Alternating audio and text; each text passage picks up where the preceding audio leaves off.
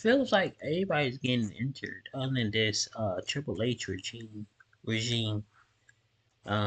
Yeah, man, it's like I think CM Punk, Asuka, Drew McIntyre. I wouldn't be afraid to see somebody else get injured because what's going on, man? Are these workers not safe? Jay Cargill. No, wait. I think Bianca Belair was the last one to do a move to Oscar in that match. But the move seemed pretty okay. It didn't look safe or anything. Okay, no, that's it was. I'll be confused on what actually isn't around here. Okay, here we go. Let's get it started.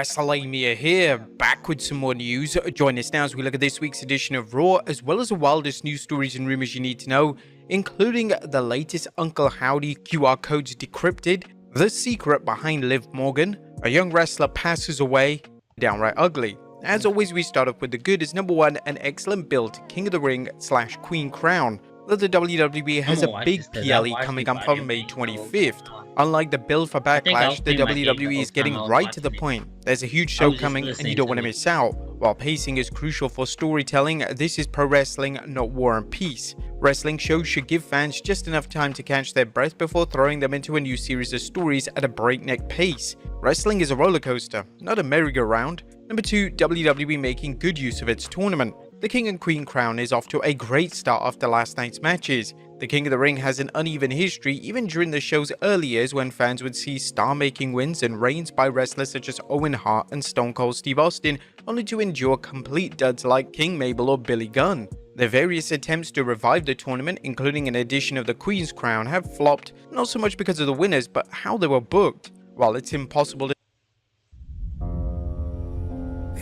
wizardry. They gotta hit me with an ad up front. Hopefully this is the last one. Let's say how the WWE will book the eventual winners. It's off to a great start in using the tournament to introduce newly arrived stars such as Ilya Dragunov and Lyra Valkyrie, wrestlers who could use a boost such as Zoe Stark, and wrestlers WWE wants to push even further, that being Gunther. Number 3, usual hilarious R-Truth antics. Did you know the NCAA is a minor league wrestling promotion? Well, apparently R-Truth does, which is why he tried to book a match between himself and The Miz against the University of Connecticut's men's basketball team. This segment was another example of WWE doing a mainstream crossover, as it brought in UConn's coach Dan Hurley to participate in the segment, which was all the more apropos because Raw was in Connecticut. Number 4 is Bron Breakker sneaking into the King of the Ring. Could recently drafted Raw superstar Bron Breakker find his way into the King of the Ring? Breakker asked Raw General Manager Adam Pearce why he's not in the tournament, a valid question, and Pearce seems to be ready to throw Breakker a bone. Could this lead to Breakker substituting for a wrestler who is unable to compete at the tournament, or will Pearce give him a title shot down the road? Number 5, Dominic and Carlito could make a great scumbag pairing. Dominic Mysterio is the WWE's resident scumbag, but Carlito has plenty to teach Dirty Dom when it comes to underhanded tactics, a situation that could play out into both men teaming up. It rarely hurts to have a veteran by your side, and a Dominic Carlito combo could liven up an already popping tag division and give Carlito some time in the spotlight. And Judgment Day drama continues.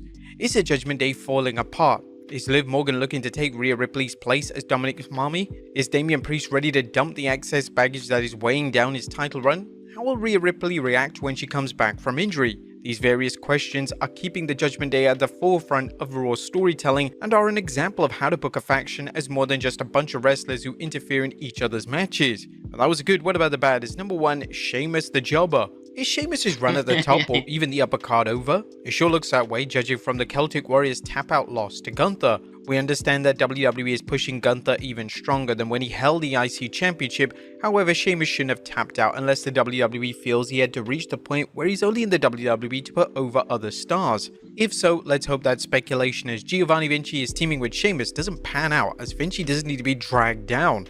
And number 2, Triple H falls to the earth. Last night was another example of Triple H's bad timing management skills. The game ambitiously booked 8 King of the Ring and Queen's Crown tournament matches, but had to reschedule 2, moving them to live events this weekend. While Raw still aired 7 matches and the usual array of interviews, backstage segments and hype videos, it's a reminder that Triple H needs to cut the fat and give fans more matches. Triple H is doing a fantastic job with storylines. Nonetheless, the roster size means he has to master the details of adding matches and storyline segments unless he wants his undercard to atrophy and some storylines to plod along. That was nothing downright ugly. Despite Triple H's scheduling shortcomings, last night's show put the WWE back on track and fans now know where storylines are headed and what to look forward to. What do you guys think of Raw last night? Let us know in the comments down below. Now let's move on to the news. It was nice. I'm just as talented as CM Punk.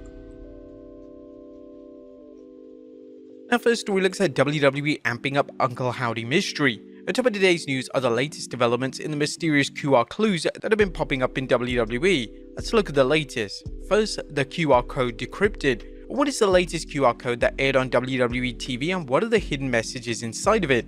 The WWE aired another QR code on Raw, this time during CM Punk's talk segment. As always, the internet's array of digital detectives went to work cracking the code. The latest QR code led to another video, this one with a message that some fans confirmed their belief about who will join Uncle Howdy in WWE. Essentially, Sports commented on the video saying, the video repeats some visuals while also including some unique frames, including a bird that has been teased before. This time around, the video also has a message for the viewers. It reads, even now you doubt us, but soon you will understand that all we ever wanted was a chance. While the WWE could be using these videos to swerve fans into thinking Uncle Howdy is returning when it could be planning something else, many fans believe the WWE intends to bring Uncle Howdy back in a group of wrestlers similar to the rumored Wyatt Six. One wild card in the game is Matt Hardy. Hardy's AEW contract expired, and while he's appeared in TNA Wrestling, he is not believed to be under contract. Given Hardy's wish to end his wrestling career with a significant program, it's easy to imagine Hardy showing up in WWE and joining in on whatever storyline the company is cooking up for fans. Next up, did the WWE clue fans in on the Wyatt Six debut date? Now again, we're using the term Wyatt Six simply because that's the most popular theory about who will be joining Uncle Howdy's group, assuming of course that it's Howdy who is behind the QR codes. Fans are asking this after the WWE aired another clue, this time during Backlash France. Ex-user Crimson tweeted, like the Backlash QR code we got these random numbers VXXV, which are 25th May, the date of the King and Queen of the Ring in Saudi Arabia, and it's also the birthday of Taylor Rotunda, aka Uncle Howdy. What do you guys think of this latest clue? Are you looking forward to the WWE's latest mystery playing out? Next up, WWE turning the heat. Unlike any good storyline, it looks like it's turning the heat on the mystery involving the various QR codes that have aired as well as other hints. Ex-user Bobby Backlashley recently tweeted on some happenings at a live event.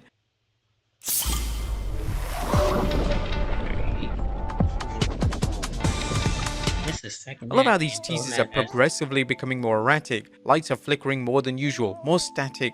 The Nightbird song all distorted at the end. Next up, Asuka injured, and Damage Control's Asuka is out with an injury. While details are sketchy, the WWE's Adam Pearce informed fans that the Empress of Tomorrow was being pulled from the Queen's Crown tournament and Dakota Kai was taking her place. Wrestling News is reporting it was not said what the nature of the injury is or how long she's expected to be out of action. There was an Asuka injury scare back in March during a segment where Damage Control attacked Bayley. Asuka appeared to be limping, which led to questions whether she was hurt. She has wrestled since then, including a 6-women tag match at WrestleMania 40, but it's unknown if she's working through an injury or she was injured sometime after. We send our best wishes to Asuka for a fast and full recovery. Next up, unfortunately some sad news as wrestler Dick Dynamo passes away. And sad news to report as wrestler Dick Dynamo, aka Brandon Holman, has passed away at only the age of 26. Combat Zone Wrestling, one of the several promotions where he worked, tweeted the following statement. CZW is incredibly saddened and devastated to learn the passing of Brandon Holm, better known as Dick Dynamo. Brandon was an incredibly unique and enthusiastic energy in and out of the ring. His hard work, dedication, and love will be unbelievably missed. We'd like to send our thoughts, deepest condolences to his family, friends, and loved ones. Maryland Championship Wrestling, another promotion where Dick Dynamo competed, tweeted, with a heavy heart and complete loss for words, the MCW Pro Wrestling family mourns the loss of Brandon Holman, better known to fans as Dick Dynamo. Brandon was the epitome of hard work and was never one to shy away from a challenge. Our thoughts, prayers, and deepest condolences go out to his family, friends, and loved ones during this difficult time. For anybody out there who feels that the world has left them behind, you are important, you matter, and you are not alone. And we send our heartfelt condolences to Dick Dynamo's family, friends, and colleagues. And finally, Liv Morgan messing around with Dirty Dom. And last but not least, the QR codes aren't the only Easter eggs popping up on TV. The WWE has been dropping hints that Liv Morgan and Dominic Mysterio have an office romance going on, the latest being a clue scene with Liv Morgan. Liv has a purple bandana in her pocket. A similar looking purple bandana just so happened to be on Dominic Mysterio earlier on Raw, which has fans buzzing whether Liv Morgan's vow to take everything from Rhea Ripley includes her boy toy. But there you have it, folks, our look at Raw as well as the wildest news stories and rumors you need to know. Be sure to leave your comments down below. I'll see you next time with some more. It's interesting. Sorry about that, y'all. It's interesting. I'm pretty sure she's not gonna beat Becky Lynch, because they already teased that Damage Control and Becky Lynch. So that means if they ever doing long-term storytelling, they showing somebody else challenging for the championship before you got a championship match that you're probably losing. I think they did the same thing with I think Roman Reigns. Like, he was scheduled to take on someone, and it was somebody else. It was like, I'm gonna win the Royal Rumble, and I'm gonna see you at WrestleMania. They even say if you retain or anything like that.